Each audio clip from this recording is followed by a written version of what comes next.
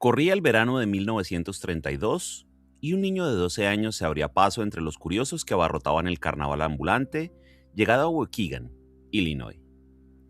Sobre un pequeño escenario, un feriante vestido con una levita negra y un bigote engominado se sentaba en una silla eléctrica falsa, rodeado de chispas y cables que no llevaban a ninguna parte. Se hacía llamar Mr. Eléctrico. El número empezaba con una descarga de voltaje escenificada que le erizaba el pelo y le arrancaba una mueca teatral. Después, el feriante se incorporaba, empuñaba una espada enjollada y recorría la primera fila de espectadores.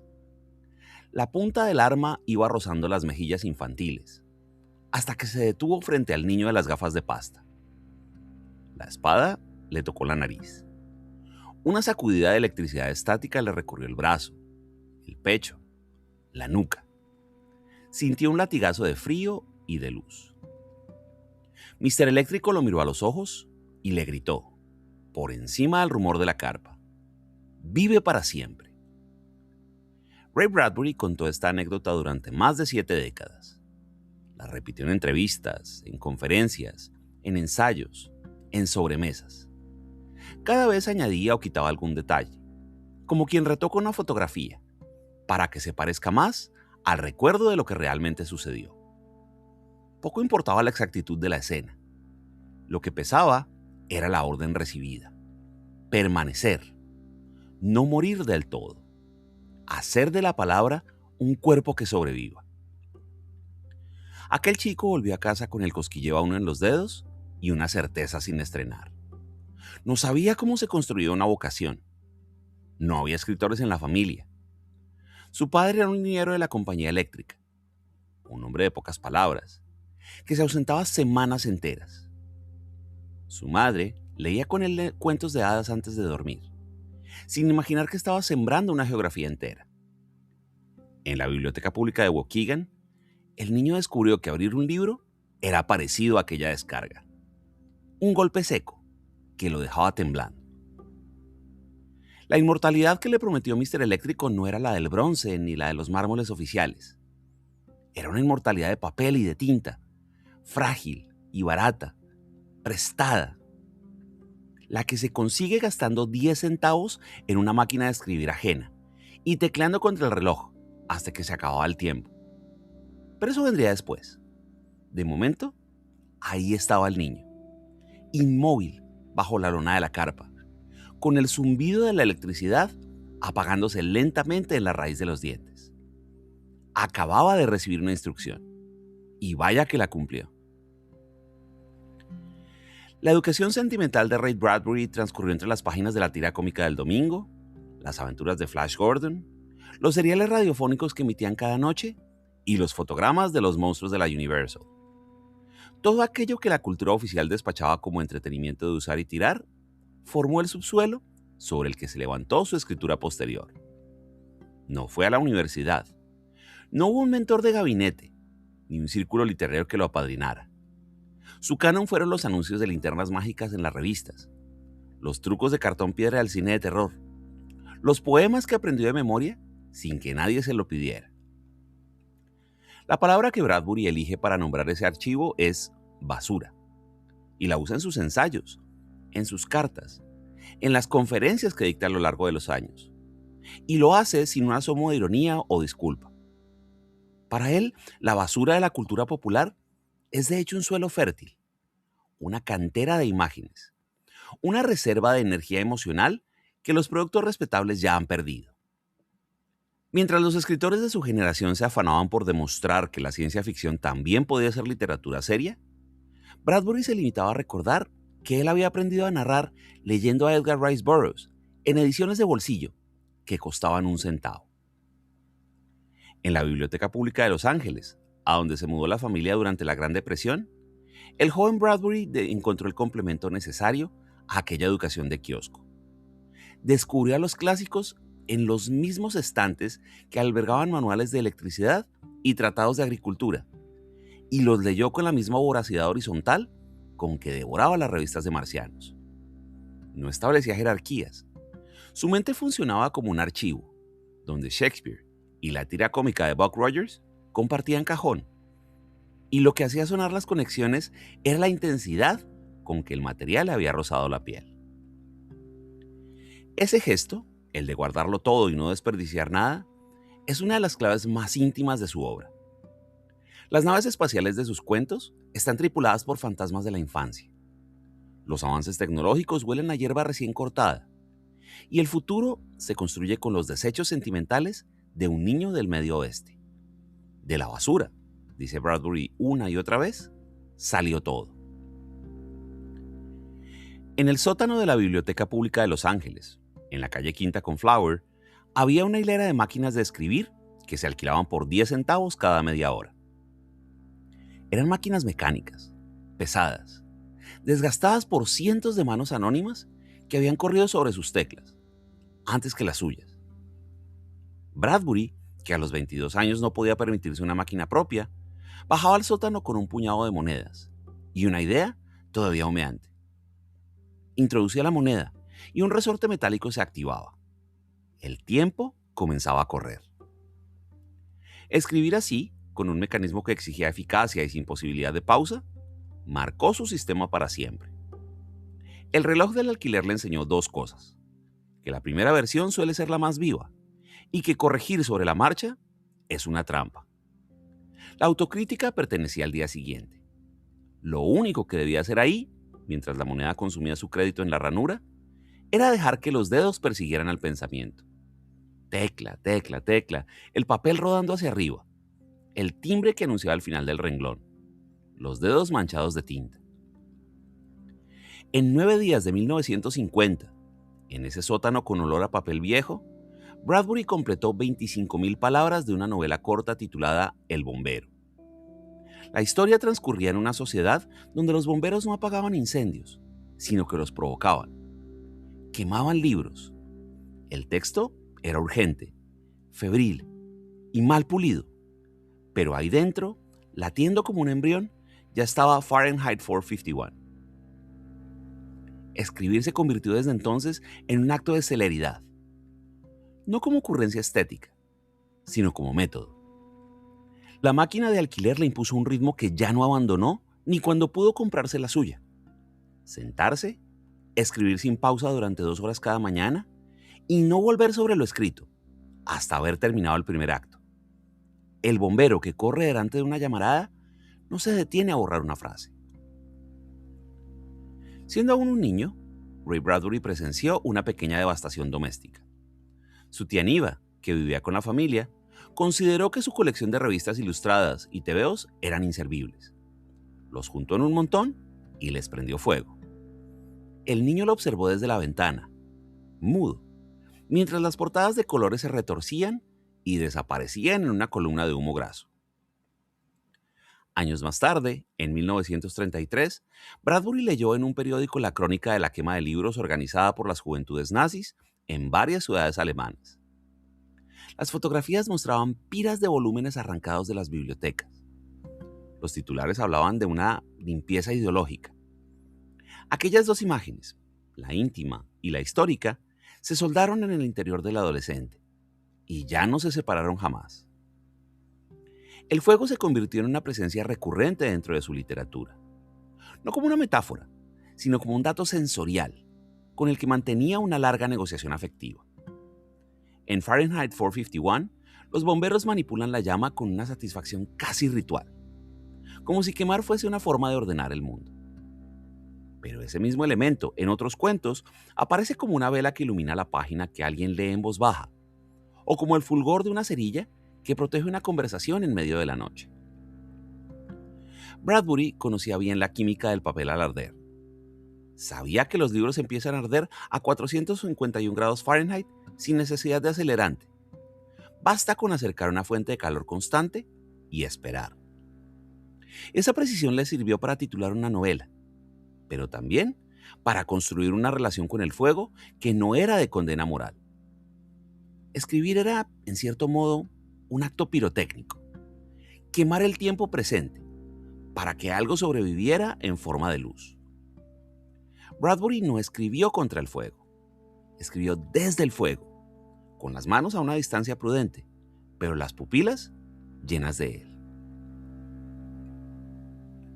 A finales de los años 40, cuando la era de los cohetes era todavía una promesa de feria científica y los vuelos espaciales tripulados pertenecían al territorio de las revistas de ciencia ficción, Bradbury comenzó a escribir una serie de relatos que la editorial Doubleday reuniría más tarde bajo el título de Crónicas Marcianas. Formaban una constelación de cuentos hilvanados por un escenario común: la lenta colonización humana del planeta rojo. Lo peculiar de aquellas crónicas era que los cohetes que aterrizaban en Marte no llevaban en su interior expedicionarios empapados de ciencia, ni ingenieros con planes de terraformación. Llevaban, sobre todo, a gente del Medio Oeste, amas de casa que transportaban macetas, abuelos que arrastraban mecedoras, hombres con overol que miraban el paisaje marciano buscando en la alineación de unas rocas anaranjadas el perfil de un porche perdido en Illinois. Waukegan, el pueblo natal de Bradbury, se filtraba bajo la arena roja sin pedir permiso. Las cenas familiares que los colonos reconstruían bajo cúpulas de cristal olían a pan de maíz. Los niños seguían jugando a las escondidas entre las dunas, como antes lo hacían junto a las vías del tren. Y en los días de verano marciano, que duraban el doble que los terrestres, alguien encontraba tiempo para tender la ropa al sol. La ciencia ficción de Bradbury funcionaba como una arqueología sentimental. Cada página era un yacimiento, donde los lectores tropezaban con los objetos más menudos y sentimentales de la infancia del escritor. Un tarro de mermelada, un columpio oxidado, el olor a madreselva flotando en el crepúsculo. Por eso Marte nunca fue en sus manos un destino de conquista. Un lugar donde los desterrados del tiempo intentaban plantar la hierba que recordaban. Y a veces, por una temporada breve, incluso lo conseguían. Ray Bradbury jamás sacó la licencia de conducir. En una ciudad como Los Ángeles, donde la vida se organizaba ya en los años 50 alrededor del automóvil, esa decisión tenía algo de declaración de principios. La misma persona que imaginó autos inteligentes y pantallas del tamaño de una pared y audífonos que aíslan a quien los lleva del murmullo de la calle y todo eso dentro de Fahrenheit 451, se negó durante toda su vida a sentarse frente a un volante. Tampoco usó computadora. Escribió en la misma máquina mecánica prácticamente hasta el último día, alimentando el rodillo con hojas blancas, que luego corregía a mano, con una caligrafía rápida y minuciosa. Viajó en tren, en bus o en el asiento del copiloto del auto que conducía a su esposa, Marguerite. Cuando visitaba Nueva York, cruzaba la ciudad a pie, a cualquier hora, sin importar la distancia o el clima. El acto de caminar era para Bradbury una forma de leer el mundo. Decía que moverse a 3 kilómetros por hora permite captar los rostros, los escaparates, los fragmentos de conversación con los que se arma una historia. La velocidad del automóvil, en cambio, aplana el paisaje y suprime el detalle.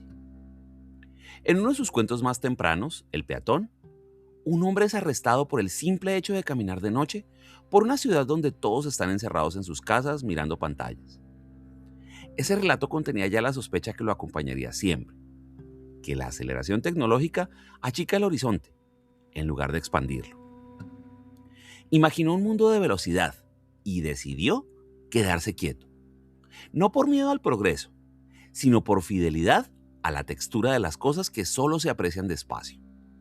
Una farola encendiéndose al atardecer, o el chasquido de una puerta mosquitera, o la sombra de una marquesina que cruza la acera. Decidió que escribir era también una manera de caminar, avanzar párrafo a párrafo, sin motor, sin prisa, con la mano extendida, rozando las superficies del mundo. Los años de la posguerra y de la Guerra Fría encerraban un miedo muy concreto, el de la desaparición súbita y sin rastro. Las escuelas organizaban simulacros de ataque nuclear bajo los pupitres. Las familias construían refugios en los sótanos. En todas partes flotaba la idea de que la civilización podía extinguirse en una mañana, sin dejar más huella que un cráter y un silencio radiactivo. Frente a esa amenaza, Bradbury puso en marcha una campaña personal, obstinada, de defensa de las bibliotecas públicas. No se trataba de salvar los libros por su valor literario, ni por su condición de objetos artísticos. La razón era más elemental. El libro es la tecnología más duradera de comunicación entre dos personas.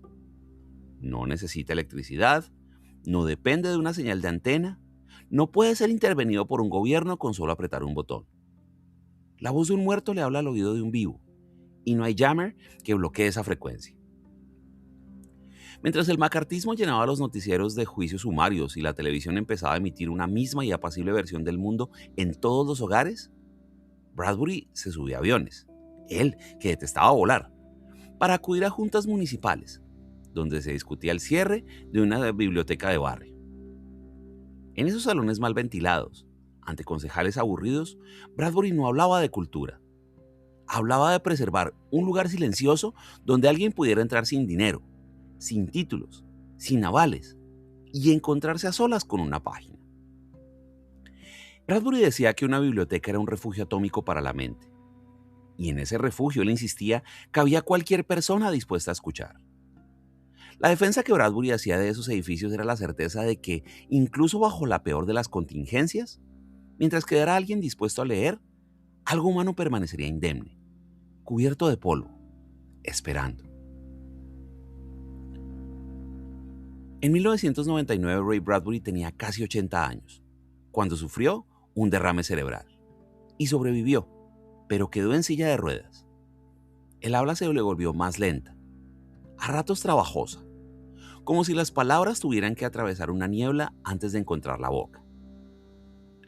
El niño que había soñado con Marte en la arena de la playa de Venice Beach, el joven que había tecleado contra el reloj en el sótano de la biblioteca, envejeció ante los ojos de todos. Nunca fingió juventud, ni se disfrazó de contemporáneo. Su cuerpo se fue curvando y perdiendo movilidad, pero no se rindió, ni siquiera entonces.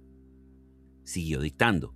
Cada mañana, durante años, se instalaba frente a la misma máquina de escribir mecánica, o bien dictaba con su voz renovada, despacio, a un asistente que mecanografiaba sus ideas. Publicó ensayos, relatos, colecciones de poemas. Concedió entrevistas en las que, pese a que las frases tardaban en llegar, la mirada seguía siendo la misma, la de alguien que todavía espera encontrar una idea nueva en el cajón de los calcetines. La longevidad de Bradbury fue una terquedad de la materia, una resistencia del sistema nervioso a apagarse antes de que el último cuento quedara terminado. En sus narraciones, la vejez es un depósito de memoria activa. Sus personajes ancianos custodian los olores de la infancia, los nombres de las constelaciones, las canciones que ya nadie canta. No hay sitio para los viejos, se dice a veces. Pero Bradbury se quedó y siguió ocupando su lugar en la conversación hasta los 91 años, como quien se niega a abandonar una biblioteca cuando el aviso de cierre ya ha sonado. Se llamaba Margaret McClure y la conoció en una librería de Los Ángeles a mediados de los años 40. Ella trabajaba allí. Él era un joven que todavía no había publicado nada, pero que ya hablaba de literatura como quien respira. Se casaron en 1947 y durante los primeros años de matrimonio, mientras Bradbury escribía sin ganar un solo centavo, el sueldo de Maggie sostenía la casa. Fue correctora de pruebas en una editorial o profesora de francés. Trabajó en silencio para que él pudiera hacer ruido. Maggie fue su primera lectora y leía sus borradores con una mezcla de ternura y ferocidad. Si algo no funcionaba, se lo decía sin adornos. Bradbury confiaba más en su juicio que en el de cualquier crítico profesional. Durante décadas, cada nuevo texto pasó primero por sus ojos, y en esa primera lectura se jugaba su destino. Ella corregía, sugería, o a veces simplemente devolvía la página con una tilde que obligaba a reescribir todo de nuevo. Estuvieron casados 56 años. Tuvieron 4 hijas. Compartieron la vida doméstica sin estridencias, dentro de una casa modesta en Cheviot Hills, llena de libros hasta las rendijas. Cuando a Maggie le diagnosticaron una enfermedad que le fue robando el lenguaje, Bradbury hizo lo único que sabía hacer. Se sentaba junto a su cama todas las noches y le leía fragmentos de poesía, viejos cuentos de la infancia, novelas que ambos habían amado cuando todavía podían comentarlas. La conversación cambió de forma. Se volvió una sola voz leyendo para dos. Ella murió en 2003. Bradbury siguió escribiendo, solo, en la misma casa, con la misma máquina. Pero durante los años que le quedaban, cada vez que alguien le preguntaba por Maggie, sus dedos se detenían sobre las teclas y respondía lo mismo. Ella era la lectora. Yo era solo el escritor. Lo que Bradbury dejó sembrado va más allá de la profecía tecnológica. Sí, él anticipó los audífonos inalámbricos y las pantallas planas que cubren paredes enteras en Fahrenheit 451 en 1953. Y sin embargo, su huella verdadera es otra. Lo que quedó flotando, lo que sigue sin resolverse, es una pregunta que nunca se formula en sus libros de manera explícita, pero que lo recorre todos como un nervio subterráneo. ¿Qué es lo que estamos dispuestos a olvidar? Su obra es un inventario de gestos en peligro de extinción, como leer en voz alta a alguien que está a punto de dormirse, o como caminar sin rumbo por una calle, sin más objetivo que mirar los escaparates, o como aburrirse en un porche durante una tarde de verano, sin pantallas y sin estímulos, hasta que la mente se pone a tejer sola, o escuchar a una persona mayor contar una historia que no sirve para nada, que no tiene moraleja, que no va a caer en ningún examen. Bradbury escribió libros sobre la atención, sobre la dificultad creciente de sostener la mirada sobre algo que no promete una recompensa inmediata. Cada una de sus bibliotecas en llamas era una pregunta urgente. ¿Qué es lo que perdemos cuando dejamos de poder escucharnos unos a otros sin prisa? Él no ofrecía una respuesta cerrada. Simplemente instalaba la pregunta y se retiraba, dejándola latiendo, en la conciencia de quien acababa de cerrar el volumen. La pregunta sigue abierta y todavía quema. El edificio de la antigua Biblioteca Pública de Los Ángeles, en la esquina de la calle Quinta con Flower, todavía existe. Ha sido renovado y restaurado y adaptado a otros usos. En el sótano ya no hay máquinas de escribir de alquiler. Han desaparecido de la circulación hace décadas. Nadie baja a escribir contra un temporizador. Pero si uno camina despacio por esas aceras del centro de Los Ángeles, entre el estruendo de los autobuses y el olor a tortilla y asfalto que sube de los puestos callejeros, puede quedarse quieto un momento frente a la entrada y cerrar los ojos y escuchar. Y escuchar es un ejercicio de atención. Entre las capas de ruido de la ciudad actual, los claxons y las sirenas y el zumbido de los transformadores eléctricos, ahí se puede imaginar el eco fantasma de una moneda cayendo en una ranura metálica. Y suena a cobre viejo. Y luego el chasquido del mecanismo que se activa. Y enseguida el tablete de unas teclas rápidas, impacientes, que avanzan sobre un rodillo. Esa máquina no la maneja un escritor famoso. La maneja cualquiera. Alguien que hoy mismo, en algún lugar, ha decidido que tiene algo que contar y que va a buscarse la manera, aunque sea precaria y aunque sea prestada, y aunque el tiempo que le conceda al mundo sea apenas media hora antes de que vuelva a caer en silencio. Bradbury soltó su última moneda hace tiempo. El crédito se agotó, pero el sótano permanece abierto, como permanecen abiertos todos los lugares donde alguien, contra toda lógica, empieza una frase, y luego otra, y luego otra, hasta que la voz de un extraño, años después, se enciende en la cabeza de otro extraño que no lo conoció y que, sin embargo, lo escucha. La inmortalidad, al fin y al cabo, era eso: un eco de 10 centavos, un papel que rueda y una historia que no se apaga. Gracias.